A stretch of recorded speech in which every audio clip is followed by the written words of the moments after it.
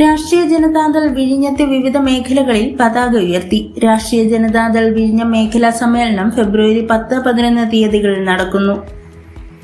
സമ്മേളനത്തിന് തുടക്കം കുറിച്ചുകൊണ്ട് വിവിധ മേഖലകളിൽ പതാക ഉയർത്തി.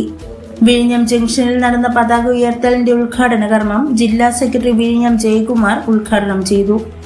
കോവളം നിയോജക മണ്ഡലം പ്രസിഡന്റ് തെന്നൂർകോണം ബാബു, കോട്ടുകാൽ ഗ്രാമപഞ്ചായത്ത് vice president S Geetha Kottappuram,